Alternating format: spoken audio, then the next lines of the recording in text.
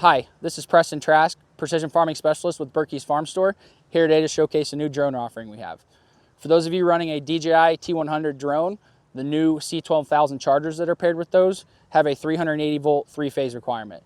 The older C10000 chargers had a lot more common 220 volt single phase output, but now with the new chargers we needed to offer a new generator. We're luckily able to partner with our distributor Bestway Ag to be able to offer this 25 kW 380 volt three-phase generator. Coming around to the side here, you should see it's got a 380 volt three-phase and a 220 volt single-phase output. Both male plugs come in the kit, so you can wire them into whatever you need. Down here on the bottom, you also have hardwired lugs if you want to have a more permanent setup. Taking a look at the engine bay here. Both sides of the generator have full access doors like this. They're both sound deadened. There's also sound deadening inside. This unit is powered by a 2.7 liter four-cylinder diesel engine that has a 13-gallon diesel capacity. It's also a fully liquid-cooled system, so that should help on those hot summer days. Out of the box, it comes with a battery included. It also comes with an engine air filter, an engine oil filter, and an engine fuel filter for your first maintenance.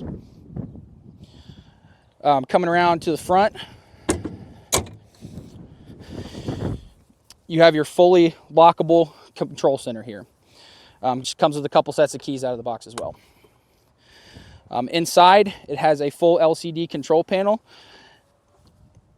that shows you all sorts of parameters like your diesel generator outputs, as well as your engine parameters as well, your oil pressure, engine coolant temp, things like that.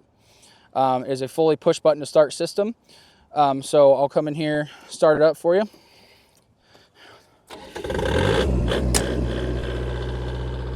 One of the really nice things about this unit, it is very quiet.